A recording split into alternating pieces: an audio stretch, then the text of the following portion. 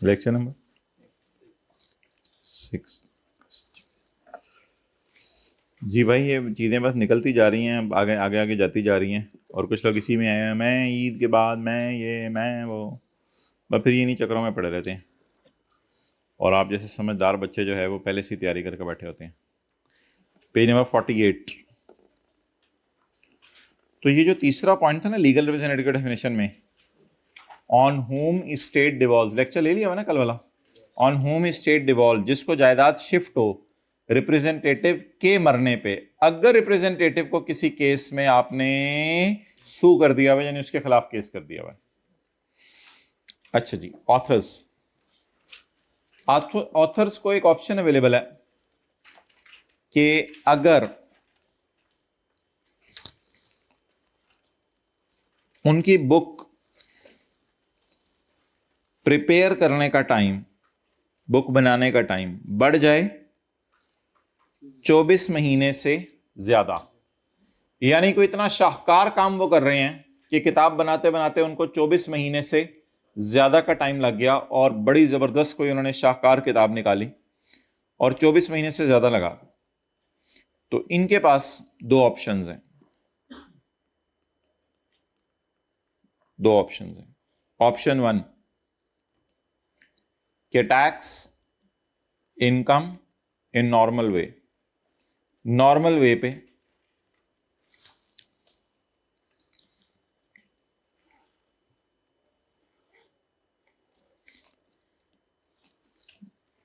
By default वो ये करें कि इनकम को नॉर्मल वे पे इनकम में डाल दें, इनकम नॉर्मल वे में taxable. However they may opt income to be taxed in 3 years। वो इनकम को स्प्लिट करके 3 सालों में डालें। इससे फायदा क्या होगा? आपको 18 मिलियन रुपया आया किताब से, एकदम 18 मिलियन को इनकम में डालेंगे तो चलिए 18 मिलियन नहीं 6 मिलियन कर लेते हैं। आपको 6 मिलियन आया किताब बनाने से, एकदम किसी इनकम में डालेंगे तो क्या होगा? एकदम आप डालेंगे 6 मिलियन को इनकम में तो क्या होगा? एकदम आप 6 मिलियन को डालेंगे तो वो तो बहुत हैवी रेट लग जाएगा। एकदम आप 6 मिलियन को इनकम में डालेंगे वो तो बहुत हैवी रेट लग जाएगा। वो तो नोट्स भाई, नोट्स कितने लोगों के पास नहीं है? आपके पास है नोट्स? हाँ, इनको ला दें। अगर आप एकदम 6 मिलियन को इनकम में डालेंगे, देखें तो 6 मिलियन का तो 45% रेट है, लेकिन अगर आप 6 मिलियन को स्प्लिट करके 2-2 मिलियन करके डालेंगे तो फिर कितना रेट है? 30%। तो आप बताएं 30% लगाना पसंद करेंगे या 45% लगाना पसंद करेंगे? 30% लगाना पसंद करेंगे। ठीक है, तो आपको एकदम 6 मिलियन मिला तो कितना रेट लगेगा? 45%। लेकिन अगर आप उसको स्प्लिट करके 3 सालों में इनकम को डाल दें तो 6 मिलियन डिवाइडेड बाय 3 कितना बन गया? 2 मिलियन। जब 2 मिलियन को हर साल इनकम में डालेंगे तो क्या होगा? अच्छा, अब मैं कहता हूं कि जी इन साहब को 6 मिलियन मिला है, 6 मिलियन इनकम है, और ये इनकम है इनकी 2014 में। 2014 में इन्होंने किताब पब्लिश की। इधर देखें, इधर देखें, इधर देखें। अब अगर 2014 में इन्होंने किताब पब्लिश की तो एक ऑप्शन ये है कि इस सारी को किस साल इनकम में डाल दें? 2014 में। और दूसरी ऑप्शन क्या है? 2014, 13, 12 पिछले 2 सालों में डालनी है। ये मैंने अभी आपको बताया नहीं था। इसको स्प्लिट करें आप, 2 मिलियन, 2 मिलियन, 2 मिलियन, इसको इस तरह इनकम में डालें। ये आपके पास 2 ऑप्शंस अवेलेबल हैं। अब कुछ बच्चे क्लास के बाद आके ये पूछते हैं कि ये क्या बात हुई, 6 मिलियन पे 45% लग रहा है और 2 मिलियन पे 30% लग रहा है, और 30% 3 दफा लगेगा तो 90% हो जाएगा। पता नहीं क्या लॉजिक बना के आते हैं और क्लास के आके तंग करते हैं कि ये तो उल्टी आपने बात कर दी क्लास के अंदर। ओ भाई नहीं, अभी मैं एग्जैक्ट टेबल नहीं लगा रहा, वो तो बहुत टाइम लग जाएगा मुझे। एग्जैक्ट टेबल मैं नहीं लगा रहा, मैं आपको वैसे ही अगर किसी ने मैथमेटिकल तरीके से समझना है तो मैं आपको बता रहा हूं कि 6 मिलियन पे 45 रेट लग रहा है और 2 मिलियन पे सिर्फ 30% रेट लग रहा है, तो ये फायदे की चीज है। देखें कैसे, अगर आप 6 मिलियन पे 40, वैसे तो एग्जैक्ट 45 लगता नहीं, उसमें वो फिगर ऐड करनी होती है ना 1610, वैसे तो डायरेक्ट तो 45 लगता नहीं, लेकिन अगर आप 6 मिलियन पे 45% लगाएं तो फिगर देखें 2.7 मिलियन आ रही है। लेकिन अगर आप 2 मिलियन के ऊपर 30% लगाएं, 2 मिलियन के ऊपर 30% लगाएं, 2 मिलियन के ऊपर 30% लगाएं, तो जवाब क्या आ रहा होगा? जवाब आपका आ रहा होगा 1.8 मिलियन। आप बताएं बचत होगी या नहीं होगी? समझ आई नहीं समझ आई? ऐसे कुछ लोग क्लास के बाद आगे ना अजीब बात करते हैं, 30%, 30%, 30%, 90% बन रहा है उधर 45%। पता नहीं यार क्या सोच है भाई। आप 2 मिलियन 2 मिलियन 2 मिलियन पे 30% लगने का यही मतलब है ना कि 6 मिलियन पे 30 लग रहे हैं। 2 मिलियन पे 30, 2 मिलियन पे 30, 2 मिलियन पे 30, what does it mean? 6 million पे 30 लग रहे हैं, तो या 6 मिलियन पे 30 लगा दें या 45 लगा दें, क्या फिजिबल है? आप बता दें, एक इनकम अगर फॉरेन इनकम में डाल दें तो उस पर रेट हैवी लग जाता है, लेकिन अगर उसी इनकम को स्प्लिट करके 3 सालों में इनकम में डाल दें तो क्योंकि वो आप गरीब हो जाते हैं, आप 6 मिलियन नहीं कमाया, आपने 2 मिलियन कमाया, 2 मिलियन वाले के लिए रेट कम है। तो ये मैं साबित नहीं कर रहा कि लॉ सही बना हुआ है या गलत बना हुआ है, मैं इसकी बहस में नहीं जा रहा था। ये तो वैसे ही कुछ बच्चे सवाल पूछते हैं तो हम इस बहस में चले गए। अब एक एक एक चीज होगी, पिछले सालों की टैक्स कैलकुलेशन तो आपने ऑलरेडी अपनी जमा करवा दी होगी, तो वो आपको अब रिवाइज करके दोबारा जमा करवानी पड़ेगी। हो सकता है पिछले सालों में आपने 2012 में इसके अलावा भी कोई 0.2 की इनकम कमाई हो, तो वो 2012 में तो आप उस पर टैक्स जमा कराए होंगे, लेकिन अब आप 2.2 पे टैक्स निकालेंगे। लेकिन ऑब्वियसली पहले जो टैक्स जमा कराया होगा उतना तो गवर्नमेंट छोड़ देगी ना, अब आपको जो एक्स्ट्रा टैक्स है वही मांगेगी। तो ये बहस भी हमारे स्कोप में नहीं है। बस मैं आपसे सादा सी बात कर रहा हूं जो हमारे स्कोप में है। अगर आपको बीइंग एन ऑथर इनकम आई तो या तो आप इस साल इनकम में डाल दें या इसको स्प्लिट करके 3 साल में इनकम में डाल दें, जो मर्जी करें, आपकी मर्जी है। हमारा लॉ कहता है चॉइस अवेलेबल है, हालांकि लॉ में चॉइसेस अवेलेबल नहीं होती। बाय डिफॉल्ट आपने किस में डालना है? 2014 में ही। लेकिन how ever you may opt, आपके पास एक ऑप्शन है। बाय डिफॉल्ट कौन सी कैटेगरी है? फॉरेन इनकम में डाल दें। मे ऑप्ट, ऑप्ट करके आप आहिस्ता आहिस्ता इनकम में डाल सकते हैं जी। हाँ जी, चलें नोट करें ऑथर्स वाले पॉइंट।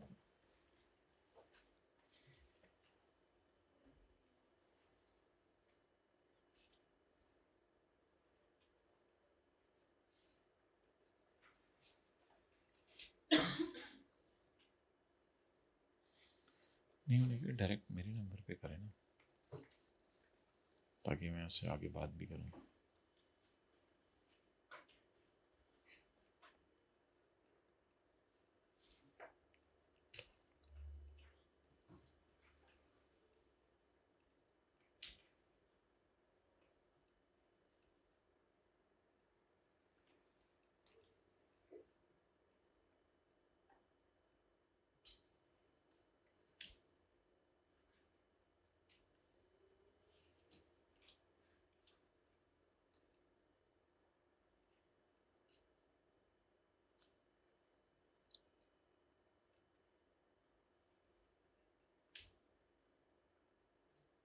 हबीबुल्ला को कहें व्हाट्सएप चेक कर ले।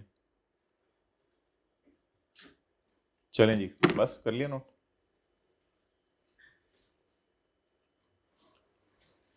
तो जिस साल आपने 6 मिलियन कमाया उस साल भी इनकम में डाल सकते हैं और 3 सालों में स्प्लिट करके भी इनकम में डाल सकते हैं।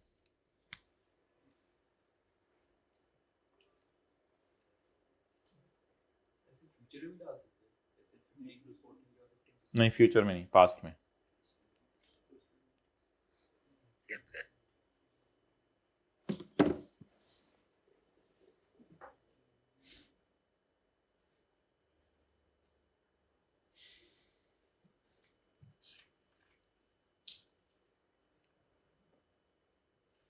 Done.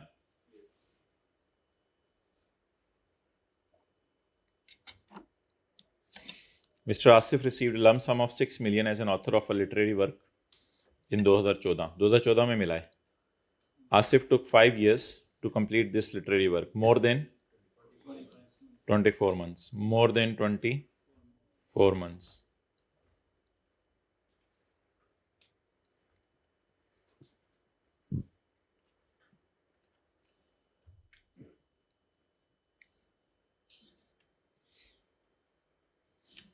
He can opt 2 million each to be taxed in 2012, 13 and 14.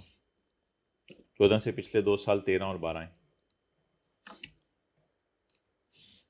With the time taken by an author of a literary or artistic work to complete the work exceeds 24 महीने. ये 24 महीने से बढ़ जाए तो हमने क्या करना है बोलें? हमारे पास ऑप्शन है कि इसको जो है वो 3 years के ऊपर स्प्रेड कर दें. भाई इसके नोट्स जल्दी से बना के भेजें मुझे जरा. अब्दुल्ला को कहीं व्हाट्सएप चेक कर लें. With the time taken by an author of a literary or artistic work exceeds the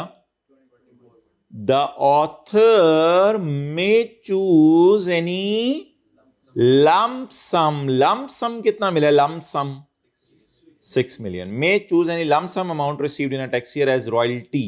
किताब पे जो पैसे मिलते हैं उसको रॉयल्टी कहते हैं, जैसे घर पे जो पैसे मिलते हैं उसे रेंटल इनकम कहते हैं. May elect the amount received as royalty for the work as having been received in that tax year. As having been की जगह अपने समझने के लिए लिखें assume.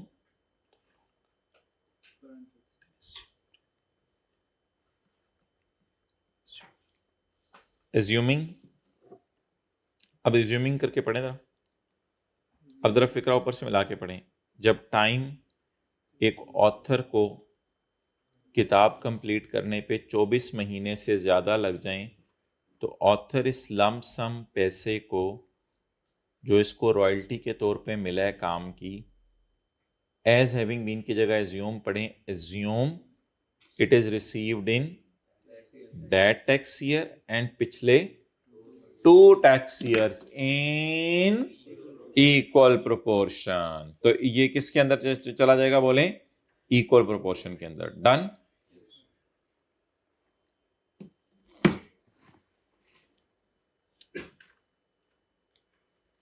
चलें जी आगे. एक दफा दोबारा पढ़ लें. अच्छा, ये 24 महीने अलग है और 3 साल अलग है. 24 महीने अलग चीज है, 3 साल अलग चीज है. 24 महीने किस लिए हैं? किताब लिखने के लिए. और 3 साल फिर वाली ऑप्शन फिर अवेलेबल होगी. 3 साल से मुराद ये साल और इससे पिछले 2 साल. लेकिन अगर किताब लिखने में ही उसको 23 महीने लगे तो फिर वो उसके पास ऑप्शन नहीं है, बाय डिफॉल्ट वो सारे पैसे को उसी साल इनकम में डालेगा नॉर्मल तरीके से. Income of a minor child.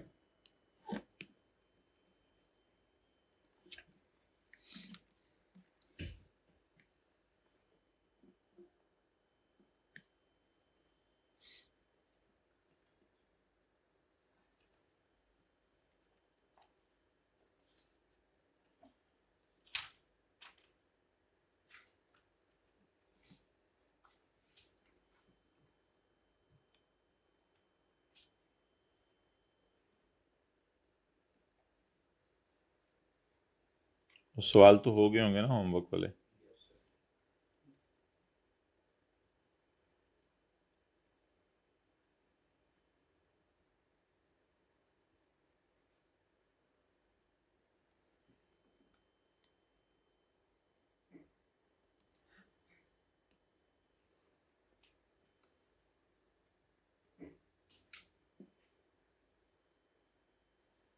इस समीउल्लाह से पूछो ये क्यों नहीं उठा रहा फाइल्स को. उसे कहना मुझे शाम को याद करवाए, इसको देखूंगा. बस उसे रिमाइंड करा दो कि शाम को याद करा दे मुझे.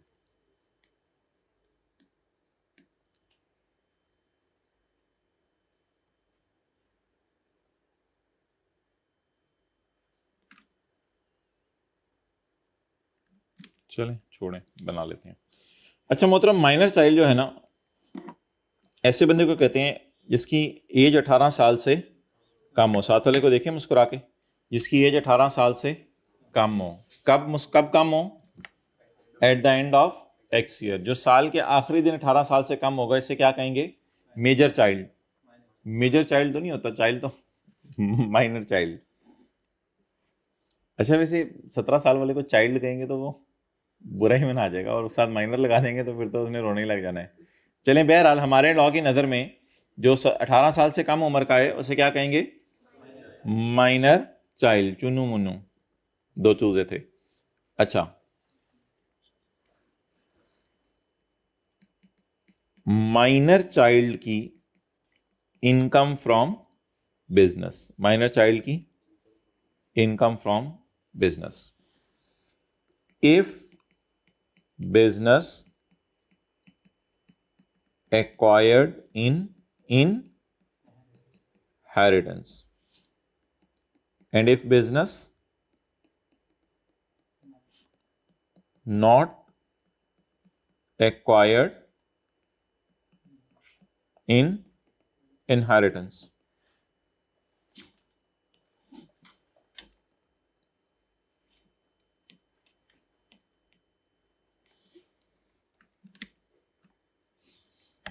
Not acquired in inheritance. Pakistan में कोई मिसाल माइनर चाइल्ड जिसको बिजनेस मिला हो इनहेरिटेंस में?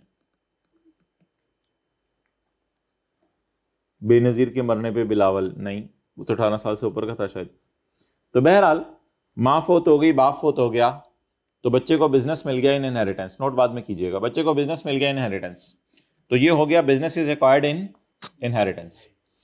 If business is not acquired in inheritance, क्या माइनर चाइल्ड बिजनेस कर सकता है? यानी 12 साल का बच्चा, आपने 13 साल का बच्चा कभी दुनिया में सुना कि उसने कोई पैसे कमा लिए? कोई कभी सुना जिंदगी में? 14-15 साल का बच्चा कारोबार उसने शुरू कर लिया और माशाल्लाह बड़े लोगों को नौकरियां दे रही है दुनिया में। मेरे ख्याल आपने नहीं सुने कभी? 16-17 साल के बच्चे वो अपने कारोबार चलाए हुए हैं, दुकानें खोली हुई हैं, ये कर रहे हैं, वो कर रहे हैं, ऑनलाइन बिजनेस कर रहे हैं, ये अर्निंग कर रहे हैं, वो अर्निंग कर रहे हैं। तो हैं ऐसे दुनिया के अंदर लोग जो 12-12, 13-13, 14-14 साल की उम्र में भी कमाने लग गए हैं। तो मुन्ने कितने किस्म के हो गए दुनिया में? 2 किस्म के। एक वो जिनको अम्मी अबू मर गए तो वहां से बिजनेस मिला, अम्मी अबू मांगी वहां से बिजनेस मिला, और एक वो जिन्होंने खुद बिजनेस किया।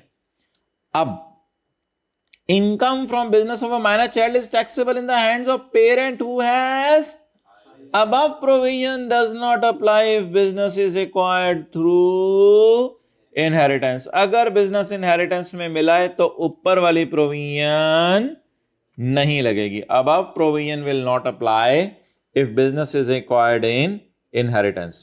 और जनरल रूल क्या है? Income from business is taxable in the hands of parent. Parent के हाथों में टैक्सेबल है, इसने खुद टैक्स नहीं देना। Who has highest taxable income. मैं डायग्राम कंप्लीट करता हूं, आप नोट करें यहां तक।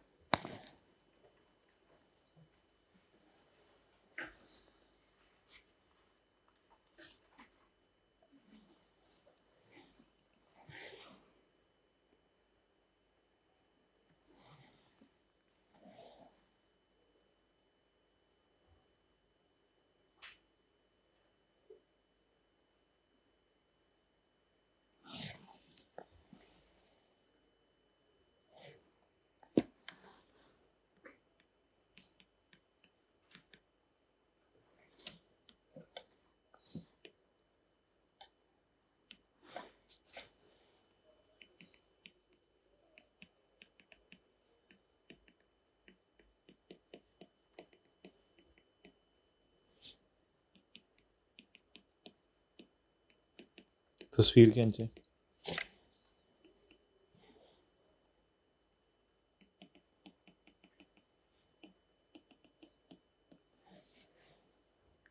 भाई अभी खींच रहे हो? अभी तो hands of parent who has highest taxable income.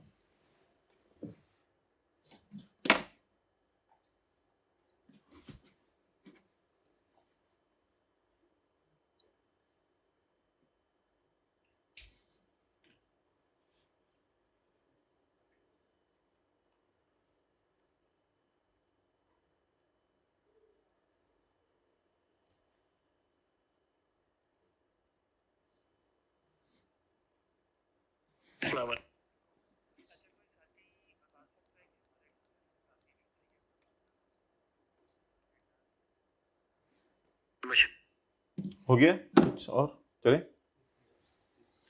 अच्छा, अब इसको ना किसी ना किसी लॉजिक पे याद कर लें ताकि ये रट्टे वाला कॉन्सेप्ट ना रहे। तो रट्टा ही ऑब्वियसली, लेकिन इसको किसी लॉजिक पे याद कर लें। यानी अगर उसको बिजनेस इनहेरिटेंस में मिला है किसी की डेथ पे, तो बेहतर है फिर वो खुद ही इस पर टैक्स दे, क्योंकि अब अम्मी अब्बू में से तो कोई मर गया ना, फोत हो गया, तो बेहतर है वो खुद ही टैक्स दे। इस लॉजिक पे याद कर लें। लेकिन ये नहीं कि अम्मी या अब्बू दोनों की डेथ हो जाए, अम्मी अम्मी या अब्बू दोनों में से कोई एक की डेथ हो तो अब इसने खुद अपनी इनकम पर टैक्स देना है। अगर इसको बिजनेस इनहेरिटेंस में मिला और अम्मी अब्बू की चाहे डेथ हो भी गई है उससे कोई फर्क नहीं पड़ता, अगर बिजनेस इनहेरिटेंस में नहीं मिला, इसने खुद बनाया है, चाहे डेथ पे चाहे वैसे जैसे मर्जी, अगर उसने बिजनेस खुद क्रिएट किया अपने पांव पे खड़े होके, तो फिर उसके पेरेंट्स में से जो हाईएस्ट टैक्सेबल इनकम होगी उसकी इनकम में जाएगा। Done?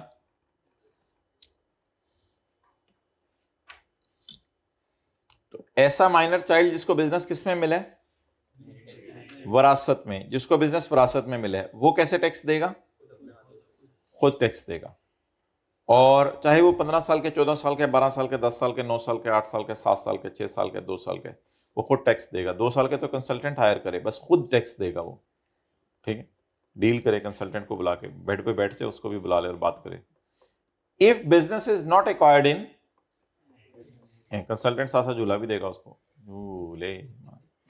If business is not acquired in inheritance, और अगर बिजनेस इनहेरिटेंस में नहीं मिला तो फिर क्या करें? जो पेरेंट्स में से जिसकी हाईएस्ट टैक्सेबल इनकम होगा, जिसका लंबा कद होगा, अम्मी अब्बू को खड़े करके अम्मी को हील वाली जूती बना के चेक करेंगे। अच्छा, मिस्टर तैमूर हु इज 13 साल ओल्ड। ये 13 साल भी और ओल्ड भी लिखा हुआ है, ये मतलब समझ नहीं आ रहा मुझे। 13 साल भी है, ओल्ड भी लिखा हुआ है। अच्छा, 13 साल का हो गया, मैं समझा ओल्ड हो गया, बूढ़ा हो गया। मिस्टर तैमूर हु इज 13 साल old has earn income from business of 10 million. 1 crore रुपया इसने कमा लिया। Required calculate taxable income mister Taimur. उसकी टैक्सेबल इनकम निकालें, assuming business is acquired in inheritance. तो फिर मिस्टर तैमूर का न्यूमेरिकल हम सॉल्व करेंगे और उसमें हेडिंग देंगे इनकम फ्रॉम बिजनेस, और यही इसकी टैक्सेबल इनकम हो जाएगी। ये न्यूमेरिकल इस तरह सॉल्व होगा, it is taxable in the hands of Taimur. और अगर business is not acquired in inheritance, अगर बिजनेस इनहेरिटेंस में नहीं मिला, तो इधर देखें, अगर बिजनेस इनहेरिटेंस में नहीं मिला तो अब्बू ने कमाए 6 मिलियन कोई कारोबार करके, और अम्मी ने कमाए 13 मिलियन। ये मैं सवाल को एक्सपेंड कर रहा हूं। अब्बू ने कमाए 6, अम्मी ने कमाए 13। तो जब आप न्यूमेरिकल सॉल्व करेंगे, अम्मी का, सॉरी, जब जब जब जब जब आप न्यूमेरिकल सॉल्व करेंगे अम्मी का न्यूमेरिकल कैसे सॉल्व होगा? अमीज अमीज इनकम कितनी है? 13। तैमूर्स इनकम 10, 13 जमा 10। अब अम्मी 23 मिलियन पे टैक्स देंगी। आप चीखें, सॉरी, अब अम्मी रोएं, अम्मी किस पे टैक्स देंगी? 23 मिलियन पे। तो सवाल को बेहतर करें, अम्मी का कट डालें, अब्बू का कट डालें, सवाल इनकम डालें। अम्मी ने कमाया 13 मिलियन, अम्मी का लेवल देख रहे हैं, अम्मी ने कमाया 13 मिलियन, 1 करोड़ 30 लाख, और अब्बू ने कमाया 60 लाख। तो बच्चे की इनकम किसकी इनकम में डालें? Mom, sweet mom.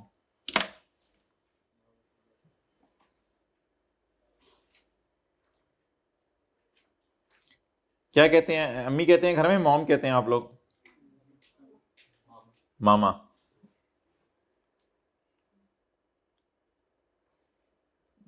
अगर आप मामा कहते तो आपके बच्चे तो फिर मॉम कहेंगे, मॉम डैड। जब आएंगे देखी जाएगी, फ्यूचर की प्लानिंग अभी से करना है, जब आएंगे देखी जाएगी।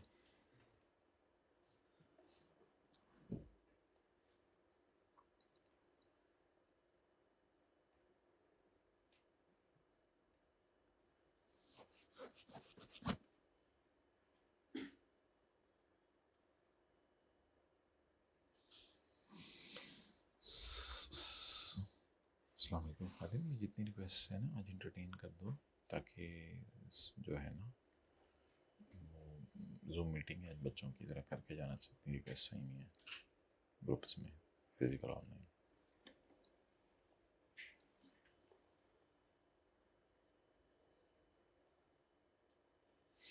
वही ऑनलाइन में चारों ग्रुप्स की भेजी तस्वीर कि आपने उनको मैसेज कर दिए। तो अम्मी का न्यूमेरिकल जब सॉल्व होगा तो फिर अम्मी का न्यूमेरिकल इस तरीके से सॉल्व होगा। अम्मीज की ओन इनकम, अम्मीज ओन इनकम और तैमूर की इनकम।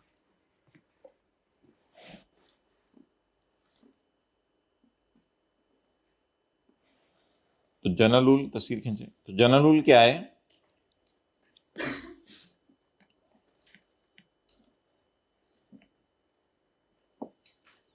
जनरल रूल क्या है? Income from business of a Chunna Munna is taxable in the hands of वड्डा वड्डा अम्मी अब्बू, जिनकी दोनों में से हाईएस्ट टैक्सेबल इनकम है। लेकिन ये प्रोविजन नहीं लगेगी जब बिजनेस आपको किस में मिला, अगर इनहेरिटेंस में मिला तो फिर ये नहीं लगेगा, क्योंकि इनहेरिटेंस में अगर मिल गया तो फिर अम्मी अब्बू तो शायद चले गए हैं, तो फिर हाईएस्ट इनकम कहाँ किसकी देखेंगे, फिर आप खुद ही टैक्स दे दें।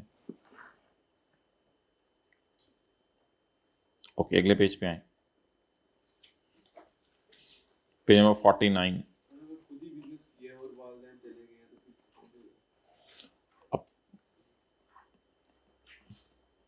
बस फिर खुद ही दे दें, फिर क्या मसला है? कहते हैं फिर क्या करें, फिर अम्मी अब्बू की इनकम जीरो है ना।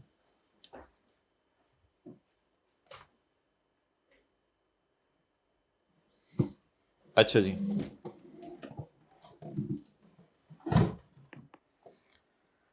अब आप मुझे ये बताएं कि क्या जिंदगी में कभी आपने खर्चों को अपोर्शन किया? क्या जिंदगी में आपने कभी खर्चों को अपोर्शन किया? कब किया?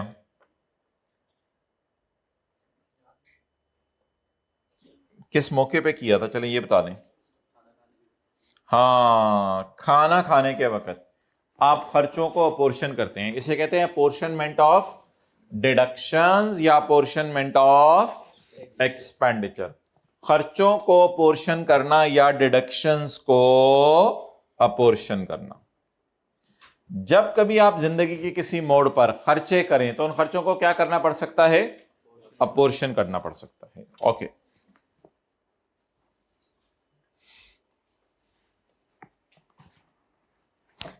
हमारे जो इनकम्स हैं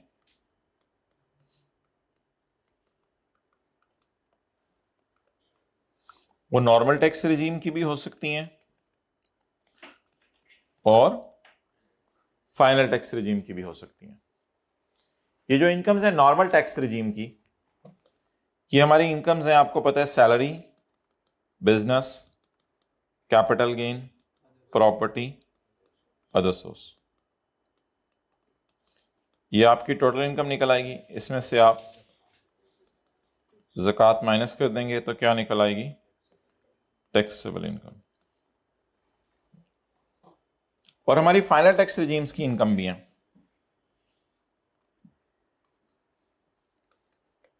जैसे कि डिविडेंड इनकम।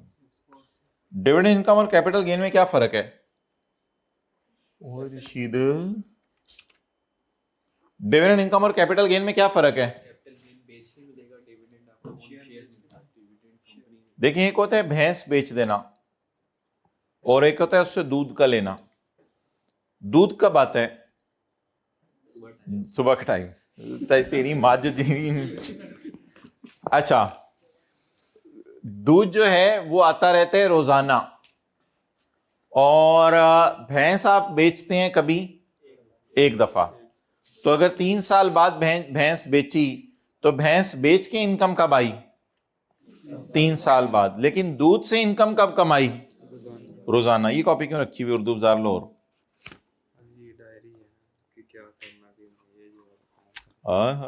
माशाल्लाह, बच्चा तो पढ़ने वाला है।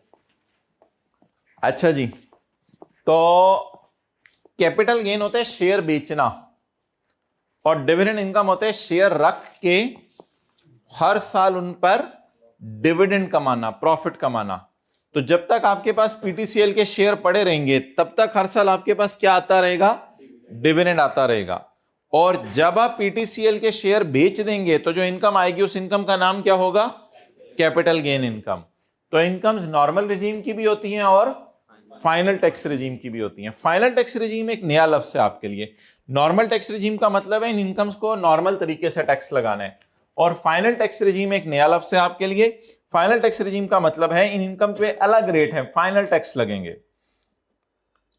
इसमें आपकी एक्सपोर्ट सेल भी आ जाती है। एक्सपोर्ट सेल, पाकिस्तान में अगर आप चीजें बेच रहे हैं तो इनकम फ्रॉम बिजनेस, बाहर के मुल्क में चीजें बेच रहे हैं पाकिस्तान में बना के तो एक्सपोर्ट सेल।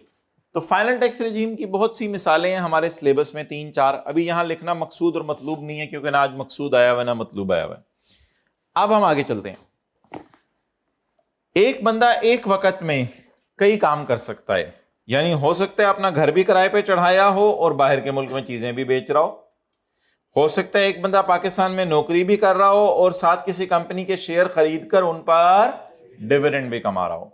तो डिविडेंड हर साल आता रहता है, लेकिन कैपिटल गेन इनकम सिर्फ एक दफा आती है। जैसे मुर्गी और अंडा, तो आपको अंडे आई जा रहे थे, देसी अंडे आप एंजॉय किए जा रहे थे, डेट इज लाइक डिविडेंड। लेकिन जिस दिन आपने मुर्गी को बेच दिया उस दिन अंडे आने भी बंद हो गए। ओके,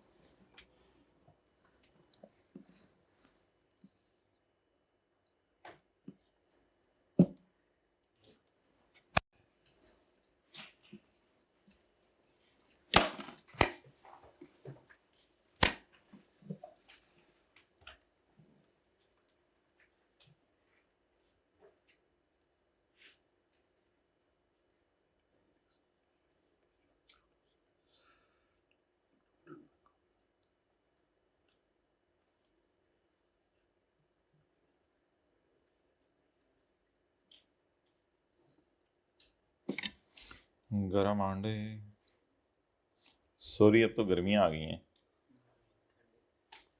ठंडे अंडे ठंडे अंडे की करने भाईजान।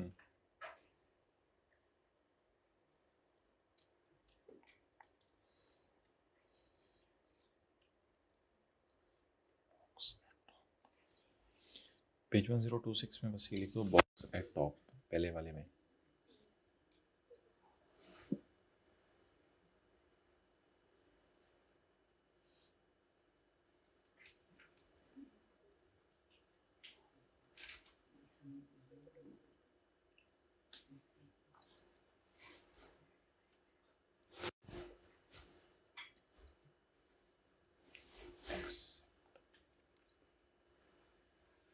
तीसरे पॉइंट में लिखो except the topic SIC32 does not apply. इसको ब्रैकेट में लिख देना इन्वर्टेड कॉमर्स में, SIC32 डज नॉट अप्लाई वाली।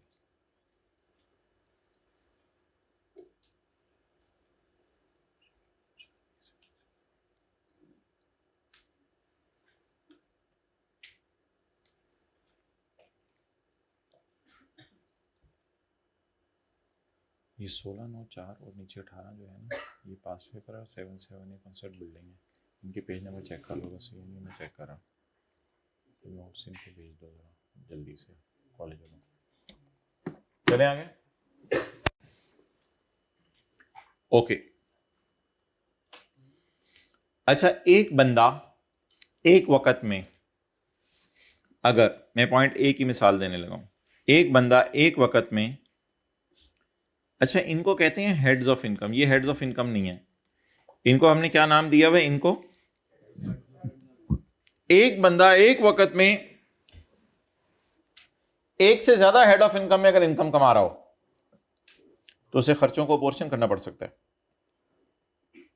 मिसाल के तौर पे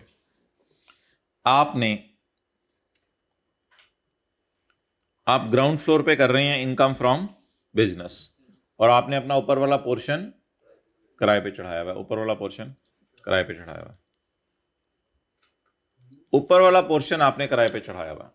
अब ग्राउंड फ्लोर पे आप कमा रहे हैं इनकम फ्रॉम बिजनेस और फर्स्ट फ्लोर पे आप कमा रहे हैं इनकम फ्रॉम प्रॉपर्टी।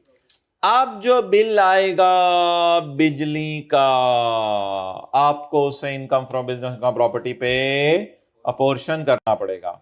खर्चा पोर्शन करना पड़ेगा, खर्चा पोर्शन करना पड़ेगा। दुकान पे चीजें बेचने के लिए आपको एसी चलाने पड़ेंगे और घर जो किराए पे दिया हुआ है उसमें किराएदार एसी चलाता है। अब आपको अपोर्शन करना पड़ेगा खर्चा। कितना बिजली का बिल ग्राउंड फ्लोर का है और कितना बिजली का बिल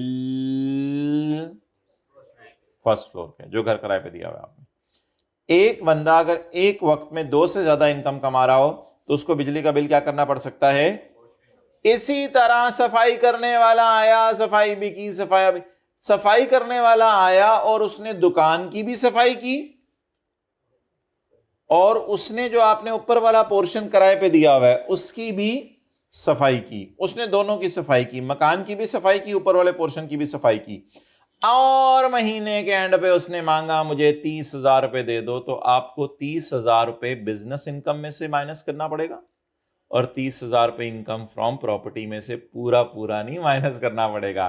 30,000 का कुछ हिस्सा घूम गया, 30,000 का कुछ हिस्सा आप माइनस करेंगे इनकम फ्रॉम और कुछ हिस्सा माइनस करेंगे इनकम फ्रॉम प्रॉपर्टी में से। ओके, क्या हुआ? वेयर खर्चा एंड डिडक्शन रिलेट्स टू कमाना of income under more then the खर्चा, बोले द खर्चा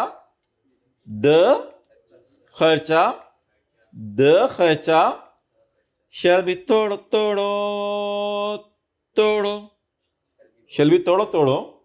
the खर्चा shall be तोड़ो on any मुनासिब basis considering the nature and size of activity, nature और साइज ऑफ एक्टिविटी को सामने रखते हुए। भाई पेपर कैसा हुआ है क्या F6 का? सही बताओ।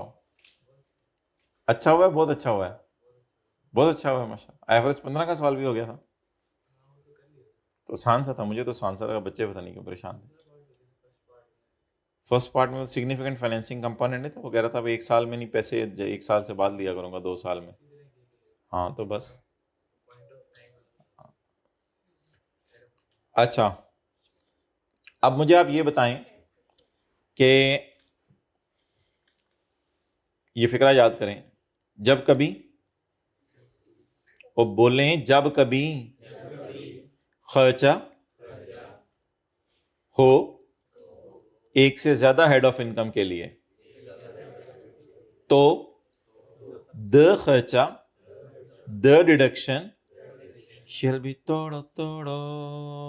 तोड़ो ऑन एनी मुनासिब बेसिस, समझते हुए nature and size of activity. Nature और साइज ऑफ एक्टिविटी समझना बहुत जरूरी है। पता चले इधर 4 एसी बाले में, इधर 1 एसी बाला हुआ है, तो फिर जाहिर बात है फिर खर्चों को आधा तो नहीं करोगे कि 50,000 का बिल आया, 25,000 इधर माइनस कर दो, 25,000 इधर माइनस कर दो। अगर 4 एसी इधर बाले में और 1 एसी इधर बाला हुआ है तो फिर जो है वो खर्चा ज्यादा, मेरे ख्याल से एसीओ का बिल इधर एलोकेट करना चाहिए इंस्टेड ऑफ के इधर एलोकेट करें। ओके गाइस, चलें।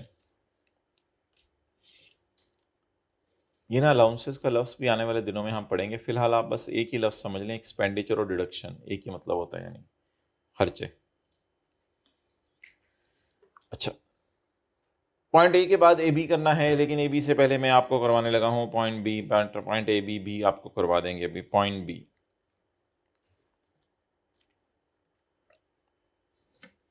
पॉइंट बी यहां कर लेते हैं, पॉइंट ए बी यहां कर लेंगे।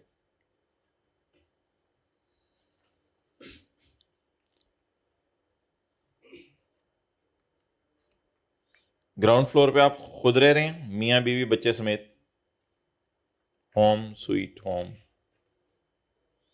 और नीचे आप कारोबार कर रहे हैं, और ग्राउंड फ्लोर पे आप जो है कारोबार कर रहे हैं, फर्स्ट फ्लोर पे आप खुद रह रहे हैं। अब बिजली का बिल आएगा तो क्या करना पड़ेगा? क्या आप एक से ज्यादा हेड ऑफ इनकम में इनकम कमा रहे हैं या हेड ऑफ इनकम में एक ही में इनकम कमा रहे हैं?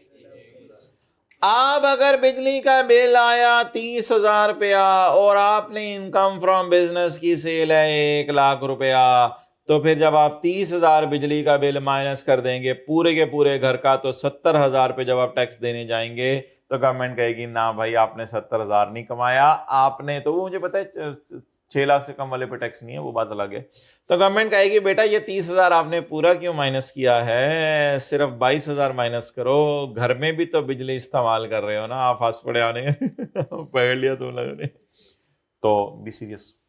तो जाहिर बात है पूरा 30,000 तो आप माइनस नहीं करेंगे। देखिए पूरा 30,000 माइनस करने का नुकसान क्या होगा, पूरा 30,000 माइनस करने का नुकसान ये होगा कि गवर्नमेंट की तक आप गलत कैलकुलेशन पहुंचा रहे हैं। आपने 30,000 का खर्चा किया ही नहीं, आपने सिर्फ कितने का खर्चा किया है, आपने 22-20,000 का खर्चा किया, बाकी तो आप जो है वो घर में भी तो बिजली बाल रहे हैं ना, बाल रहे हैं, बाली बाली, तो घर में भी तो बिजली बाल रहे हैं। सो दैट्स व्हाई इधर भी खर्चे को पोर्शन करना पड़ेगा। लेकिन इसका मतलब ये नहीं है कि अगर 30,000 का बिजली का बिल आ गया और आपने 22,000 इधर डाल दिया और 8,000 इधर डाल दिया तो ये 8,000 माइनस होगा कहीं से। ये 8,000 कहीं से माइनस नहीं होगा, क्योंकि आप प्रॉपर्टी इनकम नहीं कमा रहे, बल्कि ये घर को क्या छोड़ा हुआ है आपने, जिन्नों भूतों के लिए, थोड़ी खुद रह रहे हैं इस घर में। तो जब आपने इस घर में खुद रह रहे हैं तो फिर इसमें खर्चे जो है वो पोर्शन करके माइनस नहीं करेंगे। माइनस सिर्फ किसमें करेंगे, इनकम फ्रॉम बिजनेस में। तो 30,000 माइनस होगा, बताएंगे न्यूमेरिकल सॉल्व करते 22,000 माइनस होगा। डन। पहले जरा खर्चों को पोर्शन करना सीख लें, फिर बात करते हैं आगे। बोलें जब कभी, अंग्रेजी में बोलें वेयर, वेयर खर्चा रिलेट्स टू कमाना of income under a head of income, कमाना of income under a and for some other purpose. मिसाल के तौर पे आप इस घर में खुद रह रहे हैं, मक्खियां मार रहे हैं, होम, तो क्या करें, तो बोले क्या करना है, बोले क्या करना है, द बोले द ट्राई करें, द खर्चा शल भी तोड़ो ऑन एनी मुनासिब बेसिस, उस एक्टिविटी की नेचर और साइज देखते हुए। ये आपको नोट करने का टाइम दिया जाएगा। एग्जांपल 1 निकालें। मिस्टर रियाज चौधरी, अच्छा कुछ लोग वैसे ही अपने नाम के साथ चौधरी लगा लेते हैं, चौधरी साहब आ रहे हैं, चौधरी साहब बैठ गए आप जी, कुर्सी बैठ गई। Mr Riyaz Chaudhary a resident person has disclose the following. Mr Riyaz Chaudhary ने ये आपको डेटा डिस्क्लोज किया है। सेल्स है 3 लाख पाकिस्तान की शॉप में और कनाडा की शॉप में 7 लाख। पाकिस्तान की शॉप में सैलरीज पे कर रहा है वो 10,000, कामरान को अंजुम को तनख्वाह दे रहा है 10,000, और कनाडा की दुकान में वो तनख्वाह दे रहा है टीम को, मून को, कूंग को, शुंग को 7,000 रुपया। तो एक इसकी दुकान पाकिस्तान में, एक इसकी दुकान कनाडा कहते हैं, आप लोग क्या कहते हैं आपके इलाके में, कनाडा कहते हैं हमारे इलाके में। तो एक इसकी दुकान पाकिस्तान में, एक कनाडा में है। कौन है जी भाई कनाडा गया हुआ है हमारा आजकल। अच्छा, advertisement expenditure incurred on TV channel seen on both places is 5,000। आपने एक इश्तेहार चलाया और वो इश्तेहार दोनों मुल्कों में देखा गया, तो जब वो दोनों मुल्कों में देखा गया तो उसकी वजह से पाकिस्तान की दुकान की सेल बढ़ी या कनाडा की दुकान की सेल बढ़ी, दोनों दुकानों की सेल बढ़ी।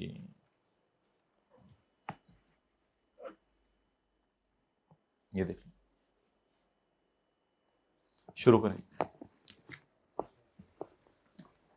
Income from business, Pakistan source income, और इनकम फ्रॉम बिजनेस कौन सी, फॉरेन सोर्स इनकम। ठीक है, क्या किया सैरी आज, कुछ भी नहीं की, पराठा और डबल रोटी, पराठा और डबल रोटी, यानी डबल रोटी को पराठे में रखे अंडा पराठा, दही पराठा, पराठा सालन, चने, चने खत्म कर दो लाहौर में खा के सारे जी। चलें, इनकम फ्रॉम बिजनेस, सेल बोलें, सेल बोलें, सेल मैं कह रहा हूं सेल बोलें, कहते हैं सेल। अबू तारे बुला रहे हैं बेटा, जी अबू बेटा, बेटा बेटा, सेल। 3 लाख। कुछ अजीब लोग होते हैं, अब मैं आपसे बहुत प्यार करता हूं, मैं आपसे बहुत मोहब्बत करता हूं, मैं आपके लिए जान दे दूंगा, बेटा पानी पिलाना, छोटे अबू के लिए पानी लाओ। अब मैं बहुत थका हुआ हूं अबू, जान दे दूंगा अबू आप पे। पाकिस्तान शॉप कुछ ऐसे भी शहजादे अब्बू को अम्मी को दबा रहे होते हैं, थोड़े थोड़े पूछ रहे होते हैं, जी अम्मी ठीक है बस बस। और आजकल ऐसे भी लौट आ रही है मार्केट में, एक हाथ में मोबाइल पकड़ा होता है, दूसरी हाथ में फॉर्मेलिटी दबा रहे होते हैं।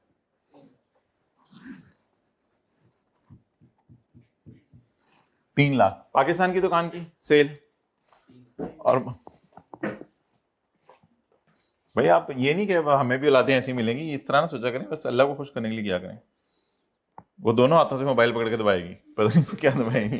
कनाडा शॉप बोलें 7 लाख। फिर अंग्रेजी के मुहावरे फिट करते हैं, as you sow shall you reap, जैसी करनी वैसी भरनी, ना माने तो करके देख, जन्नत भी है दोजख भी है, ना माने तो मर के देख। सैलरियां बताएं।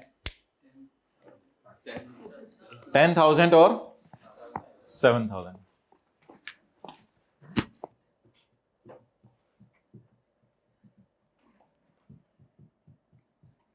10,000 और 7,000।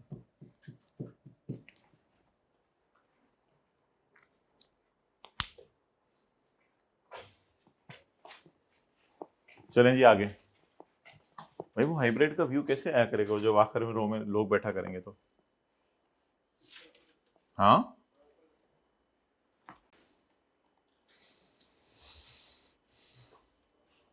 एडवर्टाइजमेंट एक्सपेंडिचर है दोनों मुल्कों में जो टीवी चैनल देखा गया है उसके ऊपर, कितना एडवर्टाइजमेंट एक्सपेंडिचर है? 5,000 रुपए। इस 5,000 को दोनों हेड्स पे क्या कर दें? अपोर्शन कर दें। जी बिल्कुल सही फरमाया आपने, कभी कभी आप फरमाते हैं लेकिन सही फरमाते हैं। Less advertisement. जो बहादुर लोगों की ना निशानी लिखी हुई है किताबों में, ये छिपकली चूहे शूहे से डरते नहीं है, और जो डरपोक होते हैं इनके पीछे पीछे चूहा होता है, वो आगे आगे भाग रहे होते हैं, और आप जैसे खड़े होते हैं आ वो आ भी जाता है। अच्छा एडवर्टाइजमेंट, एडवर्टाइजमेंट बोले कितनी है? बोले 5,000। अच्छा 5,000 की एडवर्टाइजमेंट आपने जो की है उसके लिए आपने कितने मुल्कों में सेल कर दी? 5,000 की एडवर्टाइजमेंट करके 2 मुल्कों में। कहां कहां? पाकिस्तान और कनाडा। पाकिस्तान में कितनी सेल की? 3 लाख। कनाडा में 7 लाख। डिवाइडेड बाय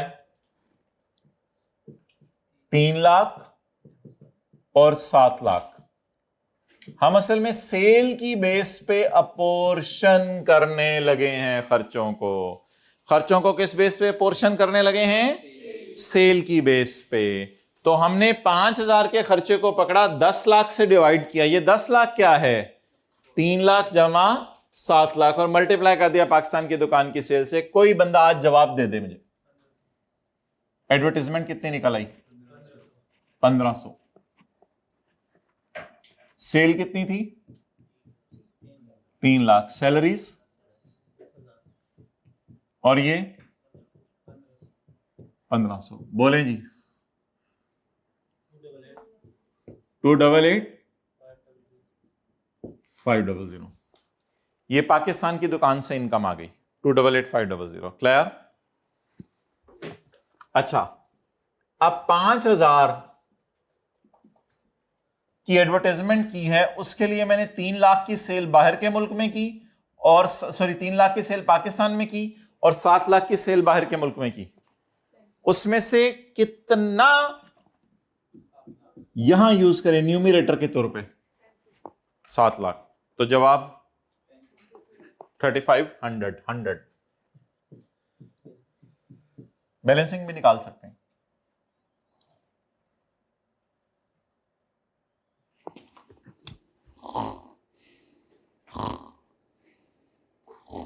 हाँ कितनी? फिर भाई इतनी आराम से कैलकुलेशन करते हैं आप लोग। 68,500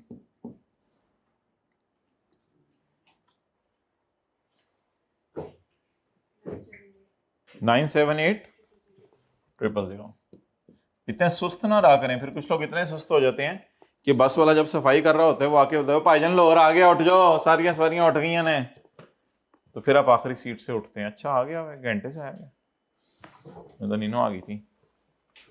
कई दफा तो बस लेके अगली मंजिल पे वापस चली जाती है, ज्यादा होगी।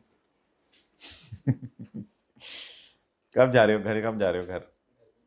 घर ही है, लाहौर ही है, किधर है? इधर आवेद मार्केट, मॉडल टाउन ही है, मॉडल टाउन। कब जा रहे हो घर?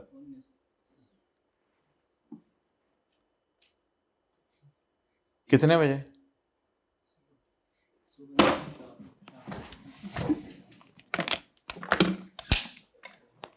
हाथ इधर का, हट जाओ, परे हो जाओ, परे हो जाओ। पुराने जमाने में लोग कहते थे नहीं नहीं प्लीज ना मारे इसको, पर मैंने कहा परा हो जाओ, परा हो रहा है, परा हो, परा हो। क्यों जा रहे हो? एक दिन पहले क्यों जा रहे हो? बोलो, वो फास्ट फॉरवर्ड पे ना चलाना, बोलो। हैं? क्या काम है? शादी भी हुई है?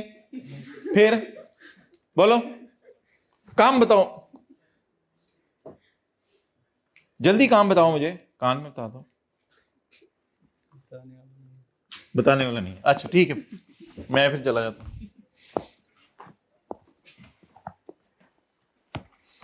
ओके, तो 5000 को हमने स्प्लिट कर दिया दो हिस्सों में। नंबर 1 1500 और नंबर 2 3500। 5000 में से 1500 यहां माइनस हो गया, 3500 यहां माइनस हो गया। इसकी सेल कम थी, इसको 1500 एलोकेट हुआ, इसकी सेल ज्यादा थी, इसको 3500 एलोकेट हुआ।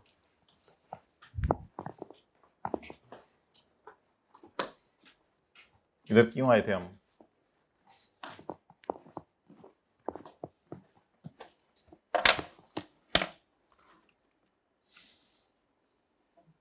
सो के लुट मचा जाते हैं या लुट मचाने के बाद सोते हैं? अच्छा, लुट मचाने के बाद सोते हैं। अच्छा जी, पढ़ें जी। जब कभी आप जिंदगी के किसी मोड़ पे खर्चा करें और वो खर्चा एक से ज्यादा हेड ऑफ इनकम कमाने में हो, मिसाल के तौर पे आप दुकान भी चला रहे हैं अपनी और ऊपर वाला पोर्शन आपने किराए पे भी दिया हुआ है और खुद फुटपाथ पे सोते हैं, होम तो इधर है नहीं, तो फिर ऐसी सूरत में जो बिजली का बिल आएगा उसको दोनों हेड्स पे क्या करना पड़ेगा? Apportion on any reasonable basis. हमारे सवाल में हमने रीजनेबल बेसिस लिए हैं सेल। और जब कभी आप खर्चा करें वेयर एक्सपेंडिचर रिलेट टू कमाना of income chargeable under a head of income, under a single head of income आप इनकम कमा रहे हो और किसी और मकसद के लिए भी वो खर्चा करें, जैसे मिसाल के तौर पे आपने घर की बिजली जला ली, जला नहीं दी मतलब चलाई, तो फिर ऐसी सूरत में उस खर्चे को दोनों पे क्या करना पड़ेगा? अपोर्शन करना पड़ेगा। फील किया करें, साया देखा करें।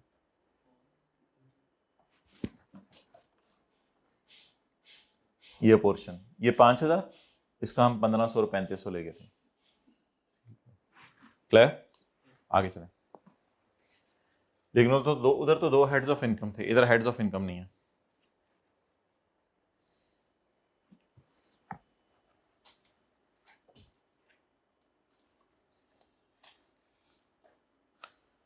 ग्राउंड फ्लोर आपने किराए पे दिया हुआ है और फर्स्ट फ्लोर से आप एक्सपोर्ट सेल कर रहे हैं।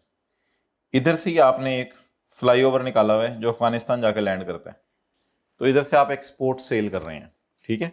या फिर जो है वो जिसको आप कहते हैं नहीं जहाज आ गया है, जहाज को आप इधर ही बुला लेते हैं और बाहर निकल के से कहते हैं ये चीजें ले जा। मुंह किस तरफ है जहाज का? इस तरफ लग रहा है, मैं तो इस तरफ लाने की कोशिश की थी। अच्छा, तो आप एक ही वक्त में दो काम कर रहे हैं। आप एक हेड ऑफ इनकम में इनकम भी कमा रहे हैं और साथ आप फाइनल टैक्स रिजीम के इनकम भी कमा रहे हैं। अब भी आपको खर्चे को क्या करना पड़ेगा? अपोर्शन। अब भी आपको खर्चे को क्या करना पड़ेगा? अपोर्शन। चलें जी, अब मिसाल बना लें। जहाज को उड़ाने लगा हूं मैं,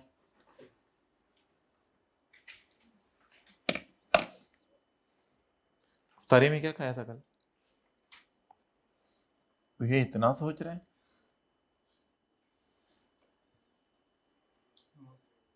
समोसे, ये समोसे कहा कि ये आलू हुआ है।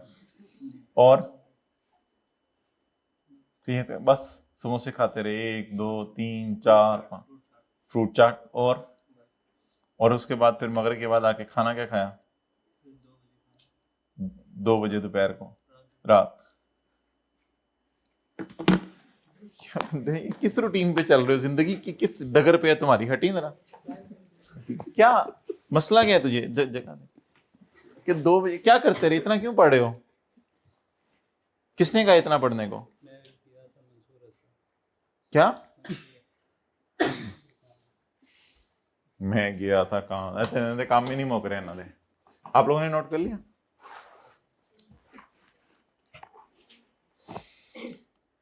अच्छा, इसको ना कहते हैं नॉर्मल टैक्स रिजीम,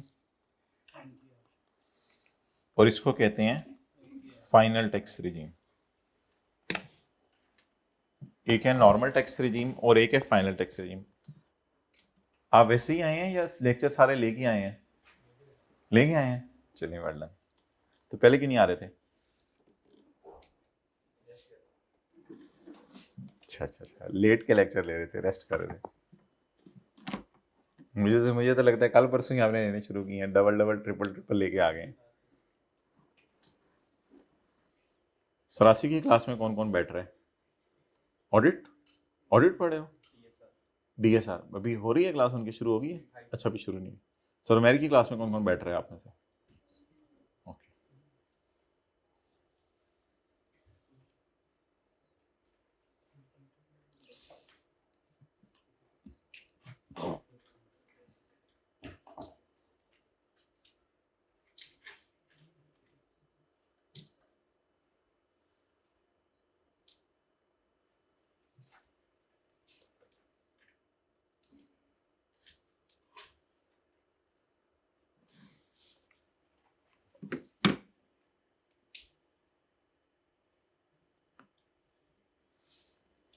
चलें जी,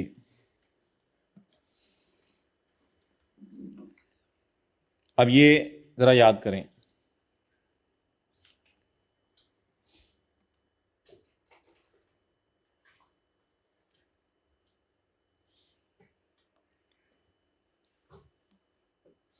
तीसवें रोजे की इफ्तारी इधर इकट्ठी ना करें?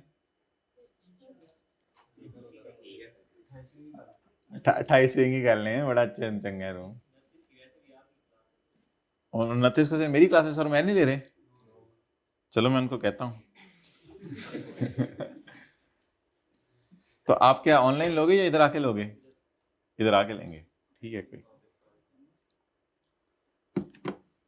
इफ्तारी पे डब्बा ही पैक होगा, इधर अब इंतजार तो नहीं करेगा कोई उतने बजे तक।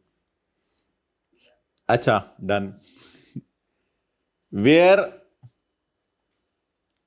एक्सपेंडिचर रिलेट्स टू, बोलें, वेयर एक्सपेंडिचर कमाना of income under more than one head of income. याद करें बार बार, वेयर एक्सपेंडिचर रिलेट टू कमाना of income under more than one head of income. अब point B, where expenditure relate to कमाना of income under a head of single head of income और for some other purpose. और साडा car ही ले गए।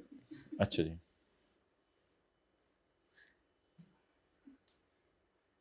अच्छा ये जरा देखिएगा, ये जरा अजीब सी अंग्रेजी है। वेयर एक्सपेंडिचर रिलेट्स टू कमाना of income comprising of taxable income and income falling under.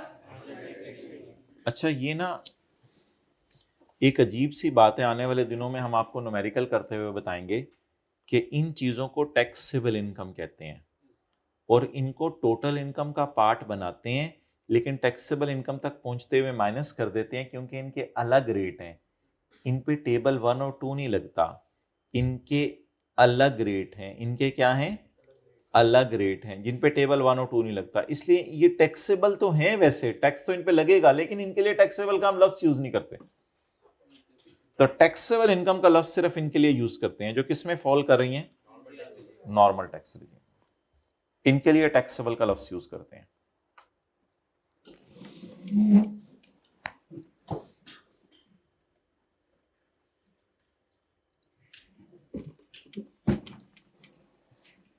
Okay,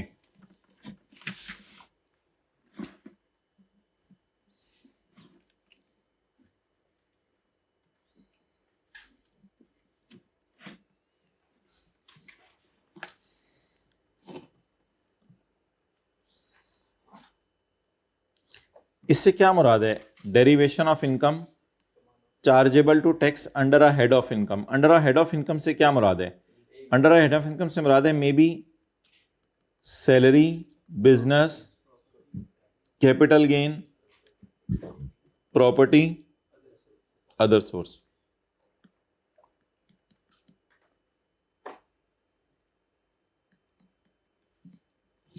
और ओहो सॉरी, ये मैंने इधर बनाना था। आप इधर आइएगा। जी नहीं, हमने नहीं इधर आना, ज़्यादा ड्रामे ना करें, इधर आए। अच्छा आ रहे हैं। ये छोड़ दूं? छोड़ दूं? माइंड तो नहीं कर जाएगा? छोड़ के देखूं? छूट गया? चलें। जब आप टैक्सेबल इनकम कमा रहे हो, टैक्सेबल इनकम से मुराद होता है salary, business, capital gain, property, other source, या आप फाइनल टैक्स रिजीम की इनकम कमा रहे हो, या आप जैसे कि एक्सपोर्ट सेल। तो आप खर्चे को क्या कर लें? अपोर्शन। अपोर्शन। ये चाचू जी के लिए नोट किया,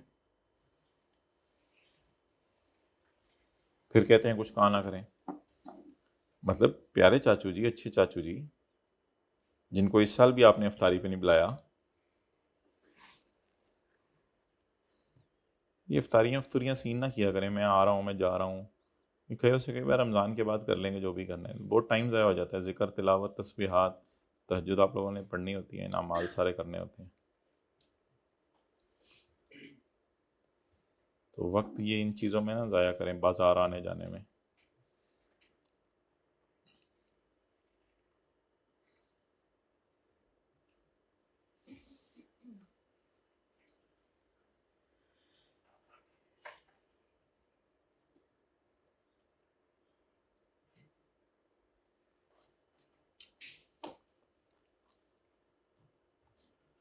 ओके।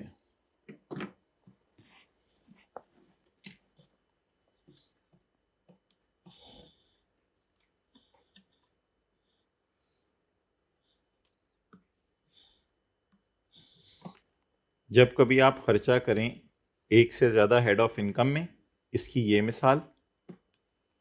जब कभी आप खर्चा करें किसी हेड ऑफ इनकम में या एक्सपोर्ट सेल में, या जब कभी आप खर्चा करें किसी हेड ऑफ इनकम में और सम अदर पर्पस। ये जो होती है ना income chargeable under head of income, ये वही है टैक्सेबल इनकम जिससे आप कहते हैं। ये हेड्स ही हैं। असल में इनको नॉर्मल रिजीम भी कहते हैं, इनको हेड्स ऑफ इनकम भी कहते हैं, इनको टैक्सेबल इनकम वाली इनकम्स भी कहते हैं। साडी डायग्राम ले गए तुसी माइक्रोसॉफ्ट आलो। अच्छा, शुक्रिया भाई, आप इतना हमारे बोलने के ऊपर जो है वो हमारा भरम रख लेते हैं। Page 49, question number 2। अच्छा जी, क्वेश्चन नंबर 1 के अंदर हमारी ओजम्पशन थी। क्या ओजम्पशन थी हमारी? रेजिडेंट है, सिटीजन होता है जिसके पास आईडी कार्ड हो। ये मैं मारूं कहता हूँ, मारने नहीं इंशाल्लाह, और मैं कहूंगा भी नहीं इंशाल्लाह आइंदा, जिस तरह आपने शक्ल बनाई है ना। Question number 2, assume all the data is same as in question number except that Mr. Riyaz Chaudhry is a। भाई याद रखिएगा, जो बंदा नॉन रेजिडेंट होगा उसकी सिर्फ पाकिस्तान सोर्स इनकम टैक्सेबल होगी, तो फिर सिर्फ 2,88,500 पे टैक्स देगा ये।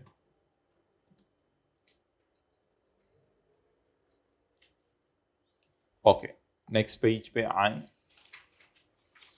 नेक्स्ट पेज पे आए, आना जाना तो देखें लगा रहता है। कल तो ये खत्म हो जाएगा चैप्टर ना? हाँ कल खत्म हो जाएगा। कल तो फिर दूसरा चैप्टर प्रॉपर्टी वाला शुरू करना पड़ेगा। ओके,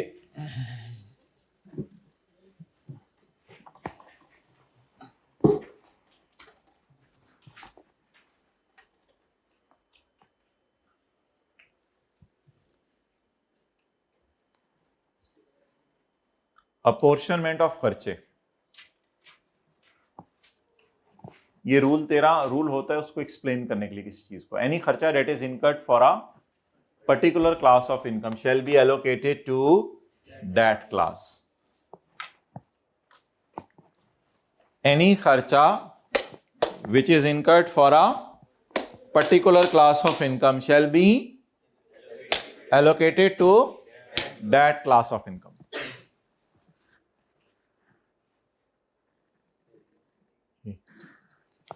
सैलरी के बारे में तो पता चल रहा है ना, कितनी कहाँ की सैलरी पे की। पाकिस्तान के मुलाजमीन के अंदर जो है कितनी सैलरीज पे की और बाहर के मुलाजमीन को कितनी सैलरीज पे की। तो इसको कॉमन खर्चा कहेंगे या पर्टिकुलरली पता चल रहा है कौन सा खर्चा किसके लिए किया। एनी खर्चा that is incurred for a class, any kharcha which is incurred for a class shall be allocated to that class. जो खर्चा आपने जिस हेड के लिए किया और आपको पता चल रहा है ये खर्चा इसी हेड के लिए किया है,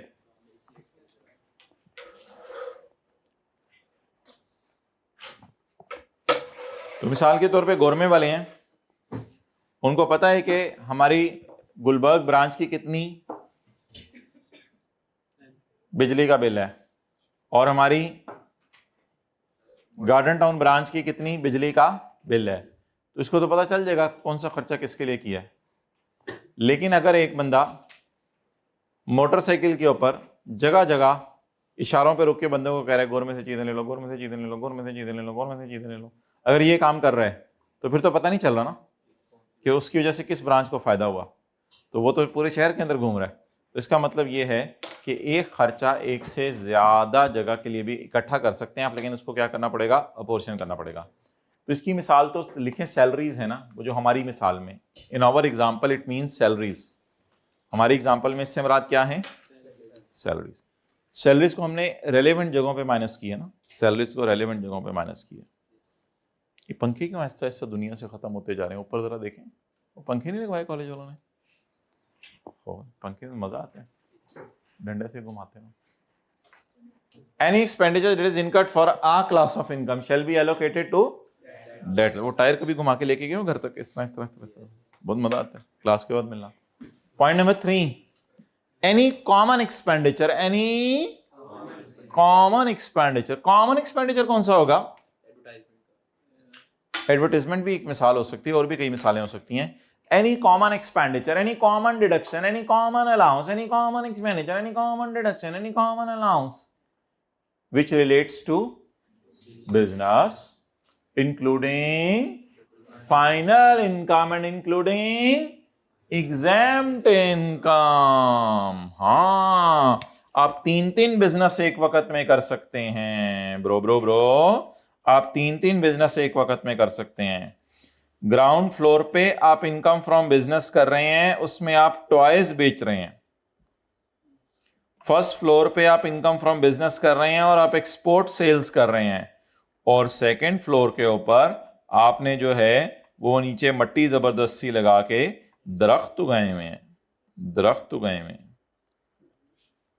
अच्छा वो ब्राउन करना था, सॉरी।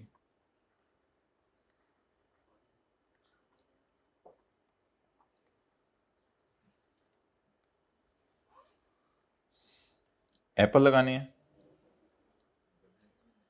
बनाना, ठीक है जी। तो ग्राउंड फ्लोर के ऊपर तुम क्या कर रहे हो, ये तो नॉर्मल बिजनेस कर रहे हो। फर्स्ट फ्लोर के ऊपर स्पोर्ट्स सेल, और इधर जर्मनी से मट्टी मंगवा के ऊपर आपने सेबों के बाग लगाए हुए हैं, ठीक है, होते हैं, छतों के ऊपर भी लोग करते हैं। तो ऐसी सूरत में बोलें क्या करेंगे, खर्चे को तीनों में क्या कर देंगे, बिजनेस, उसने लफ्ज क्या लिखा हुआ है, बिजनेस इंक्लूडिंग फाइनल बिजनेस और एग्जाम्प्ट सेल। अब अगर बिजली का बिल आएगा तो हो सकता है आप तीनों को अपोर्शन करें, क्योंकि इधर भी हो सकता है आपने बत्तियां बाली हो, कभी कभी चक्कर लगाते हैं ऊपर, ठीक है, नोट करें। समीउल्लाह पढ़ाई करें आप, क्या आप उस सफ़े बैग में रखती हैं, मुझे कुछ सफ़े दिए थे।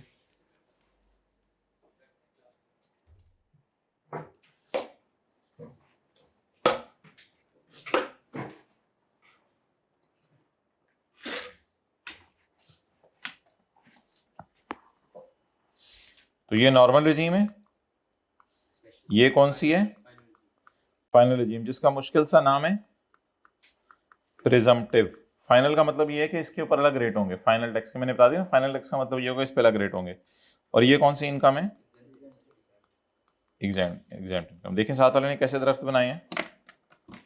दरख्त देख के क्या लग रहा है? पोलियो हो गया दरख्तों को।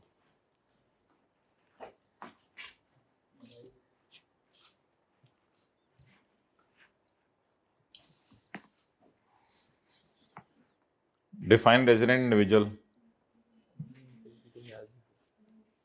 वे ज़बानी था दो 183 डेज से ज़्यादा पाकिस्तान में रहे। 183 डेज से ज़्यादा पाकिस्तान में रुके। क्या बताओ क्या करें हम? 183 डेज और मोर, यानी 183 डेज रुकने वाला भी रेजिडेंट होगा और 183 डेज से ज्यादा रुकने वाला भी रेजिडेंट होगा। और जो पूरा साल ही रुक जाए वो भी रेजिडेंट होगा। और जो हाथ लगाने आए 2 दिन के लिए पाकिस्तान को, अच्छा जी, एनी कॉमन खर्चा, any common deduction, any common allowance which relate to business, चाहे वो बिजनेस प्रिजम्पटिव हो चाहे एग्जेम्प्ट इनकम हो, तो इसको एलोकेट करेंगे according to following formula. So guys, what is the formula? Amount of खोचा 5000, अमाउंट ऑफ खोचा खर्चा देखेंगे divided by gross receipt for all class of income. Gross receipt for all class of income. Gross receipt for all class of income. Gross receipt अभी मैं बताऊंगा sale होती है। Gross receipt for all class of income multiplied by gross receipt for a और all में क्या फर्क है? अ और ऑल में, उसमें डबल एल आता है, हाथ धोगी। ये मैं पूछ रहा हूं आ और ऑल में क्या फर्क है? आ एक, ऑल एक से ज्यादा। तो एक हेड ऑफ इनकम की इनकम को ऊपर रखना है आपने, सेल को, और नीचे किसको डाल देना है? ऑल को। बाहर एक चीज आएगी, इसे कहेंगे जो खर्चा पोर्शन होके आ गया है, इसको पोर्शन करना था, ये पोर्शनड है, इसको पोर्शन करना था, और ये पोर्शनड है। सो फॉर्मूला क्या बना? अमाउंट ऑफ खर्चा divide by gross receipt for all class of income multiplied by gross receipt for a class of income.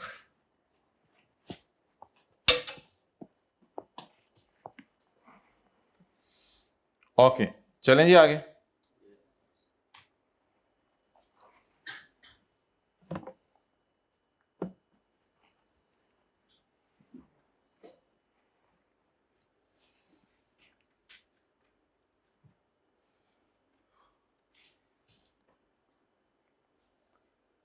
Gross receipts, gross receipts क्या होती हैं?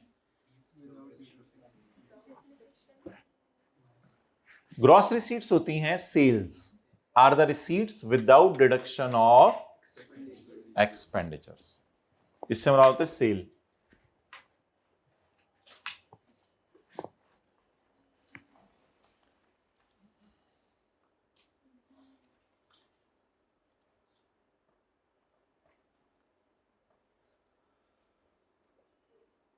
समझ आ गया? चलें, ग्रॉस रिसीट और रिसीट्स, ग्रॉस रिसीट्स ऐसी रिसीट्स हैं which are without the deduction of expenditure, जो खर्चे माइनस किए बगैर हैं। चलें आगे।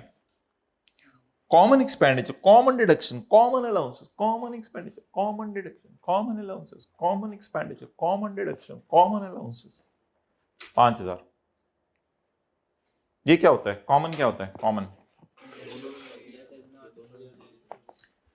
common expenditure, common deduction, common allowances mean any expenditure that is not clearly allocable to any particular.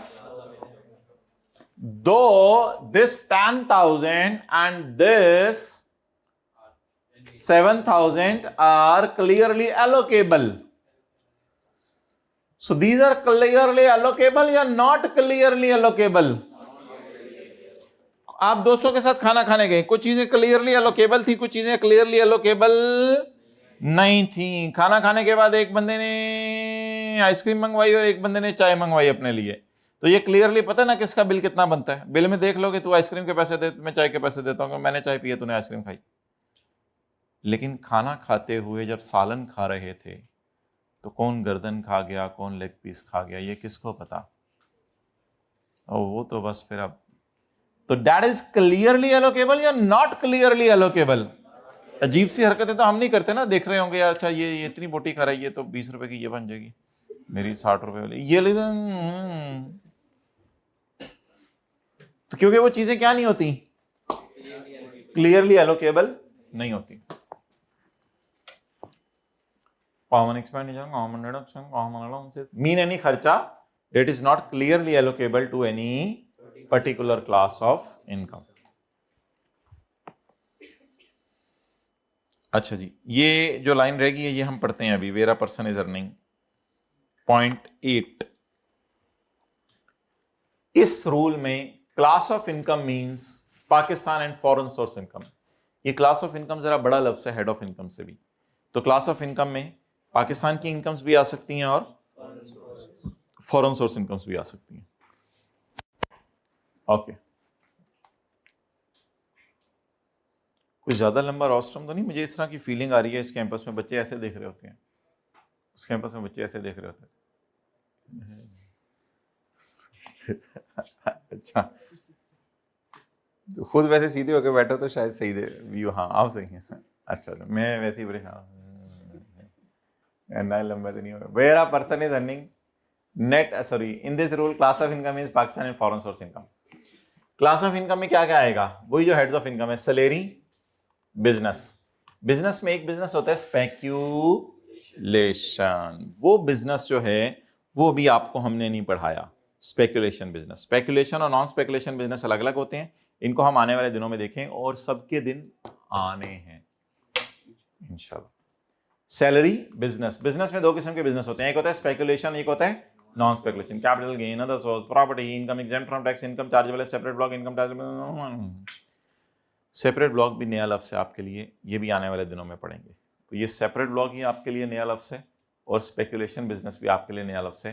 बहरहाल इन सबको क्या कहते हैं, क्लास ऑफ इनकम। इसमें जो ये वाले हैं ना, इनको हेड्स ऑफ इनकम कहते हैं, आपको पता है, और इन सबको मिला के क्लास ऑफ इनकम।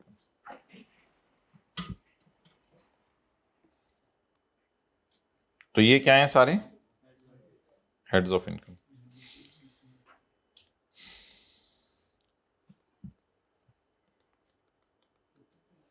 और ये सारे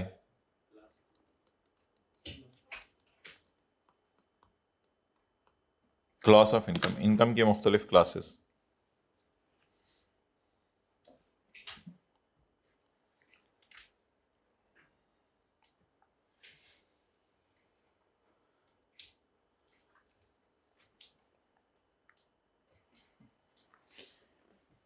ओके, आगे चलें।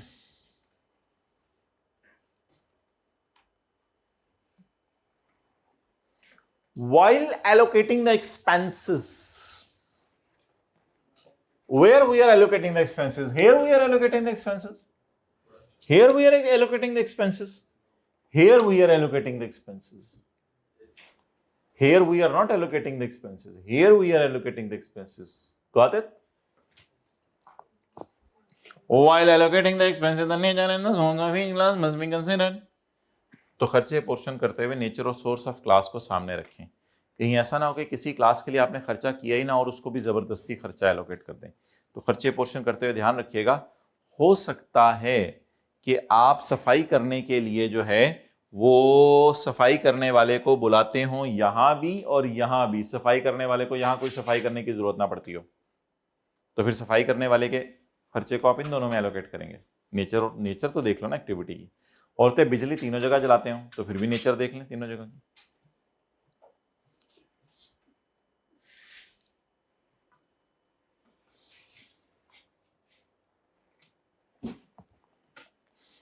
Basis for allocation of expenditure, basis for allocation हमने कौन सी बेसिस ली थी, सेल की बेस पे।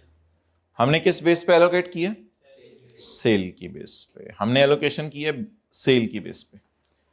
The basis for allocation of expenditures, deductions, allowances should be certified by a CA. ये कैलकुलेशन CA से चेक करवाएं या कॉस्ट एंड मैनेजमेंट अकाउंटेंट से चेक करवाएं। तो इसी चक्कर में चार्टर्ड के स्पेलिंग याद हो जाएंगे, कुछ लोगों को नहीं याद होते। तो CA से या कॉस्ट एंड मैनेजमेंट अकाउंटेंट से ये कैलकुलेशन चेक करवाएं। ये certificate commissioner income tax accept कर लेगा unless there is significant variation. अगर सिग्निफिकेंट वेरिएशन हुई फिर एक्सेप्ट नहीं करेगा ये डॉक्यूमेंट, और अगर सिग्निफिकेंट वेरिएशन हुई, मैंने उल्टा तो नहीं बोल दिया, उल्टा बोल दिया। तो अगर सिग्निफिकेंट वेरिएशन हुई तो ये डॉक्यूमेंट एक्सेप्ट नहीं करेगा। सिग्निफिकेंट वेरिएशन क्या होती है? 10% प्लस या माइनस। हमारे सवाल में खर्चा कितना था? 5000। आपने कितना कितना एलोकेट किया था? 3500 और 1500।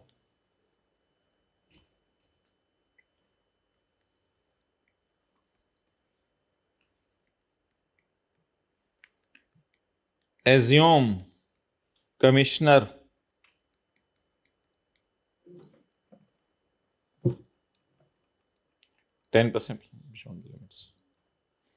assume commissioner calculated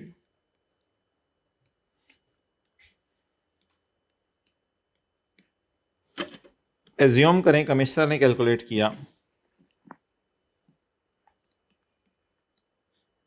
I calculated, commissioner calculated. Commissioner ने कैलकुलेट किया 3900। आप बताएंगे जो 3900 कमिश्नर ने कैलकुलेट किया है, is it 10% plus minus beyond है या नहीं? This certificate shall be certified by commissioner unless there is significant variation beyond the limits from allocation. बताएं जी, ये 10% प्लस माइनस है? देखें, कमिश्नर ने एलोकेट किया 3900, इसका 10% माशाल्लाह 390। इन दोनों का डिफरेंस लें। चलें इसको फिगर को मैं आसान करता हूं। 4000 कमिश्नर ने एलोकेट करके देखा तो कमिश्नर का जवाब आ रहा है 4000 और आपका आ रहा है 3500। कितना डिफरेंस एक्सेप्टेबल है? एक्सेप्टेबल है 400। 10% तक डिफरेंस एक्सेप्टेबल है। और डिफरेंस आ कितना रहा है आपका और कमिश्नर की फिगर का? आप बताएं, ये जो सिनेरियो है, इज दिस सिनेरियो पनिशेबल और not? Yes, it is punishable. Why? It exceeds the 10%। Commissioner ने कितना, कमिश्नर ने किसी तरह फिगर निकाली होगी, 4000 आ गई होगी, चलो उसकी राय है। कमिश्नर की राय है 4000 खर्चा एलोकेट होना चाहिए था, आपने कितना किया हुआ है? 3500। 4000 का 10%, 400 तक की गलती एक्सेप्टेबल थी, लेकिन आपने कितने की गलती की हुई है? 500 की। कुछ समझ आई बात? नहीं समझ आई? कमिश्नर का कैलकुलेट किया हुआ खर्चा कितना आया, वो उसने कैसे निकाला मुझे नहीं पता। उसने कहा होगा यार ऊपर बिजली ज्यादा इस्तेमाल हो रही है, नीचे बिजली कम इस्तेमाल हो रही है, तो ऐसे ड्रामे ना कर, 3500 नहीं है, मेरे ख्याल से 4000 है। अब मैं कह रहा हूं 3500 है, वो कह रहा है 4000 है। 4000 का 10% कितना है? 400 तक की गलती एक्सेप्टेबल है, लेकिन हमने कितने की कर दी हुई है? 500 की। तो या एक्सेप्टेबल है, पनिशेबल है। कब नोट करेंगे? 1980 में।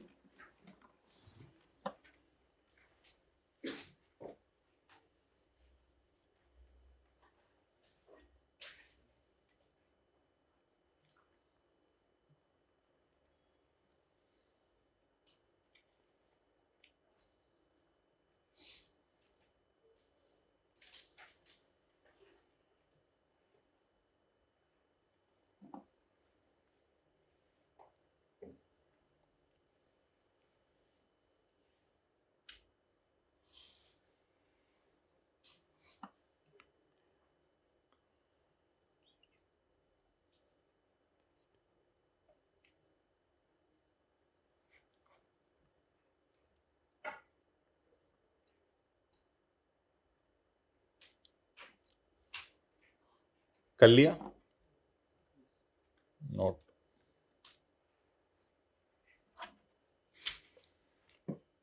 पनिशेबल बिकॉज डिफरेंस कितने, 500, और एक्सेप्टेबल कितना था, समझ आई।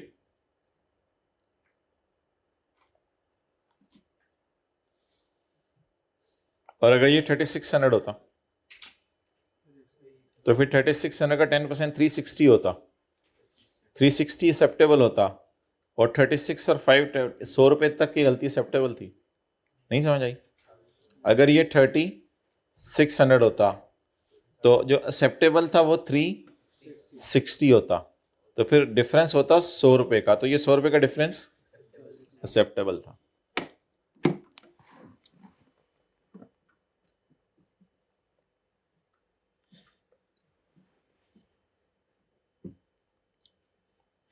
ओके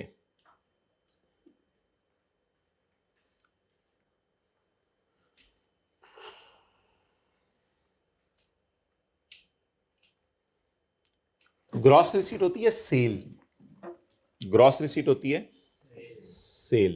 ये इधर देख लो, तस्वीर खींचने में।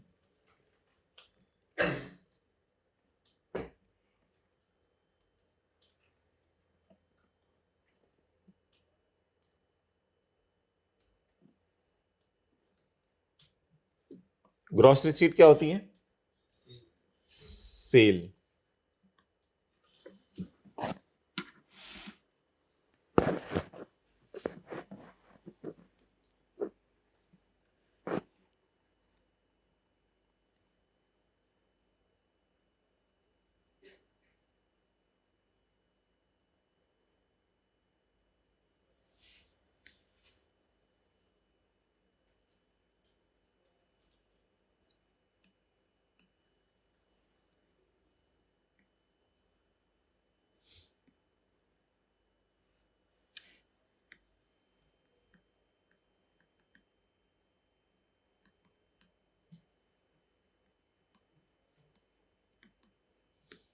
एक बंदा एजेंट है, कमीशन कमाता है,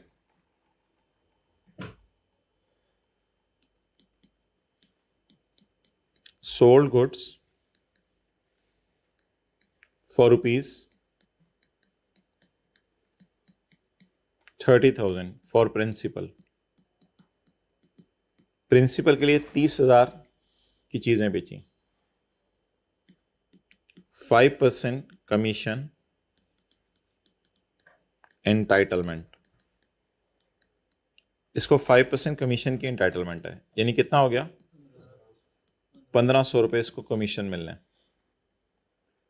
नाउ आंसर, इसके लिए टर्नओवर क्या होगा, इस कमीशन एजेंट जिसका नाम मिस्टर अमजद है,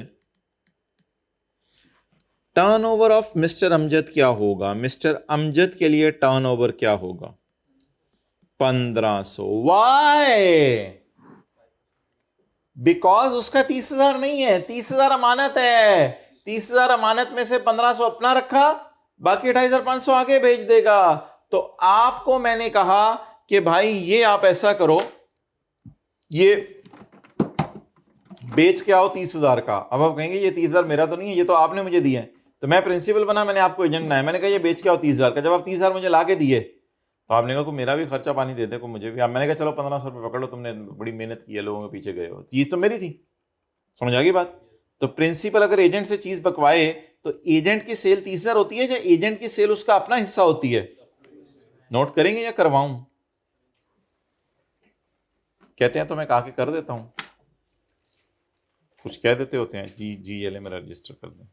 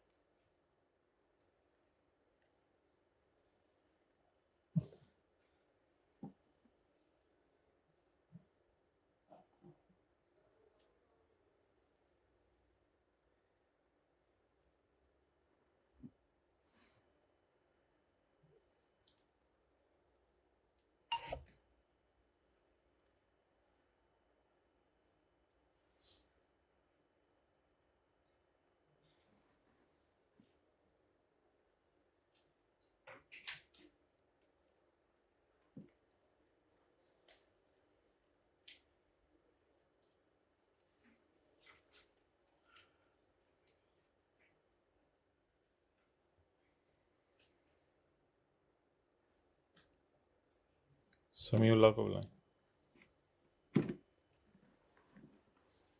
डन, पढ़ें।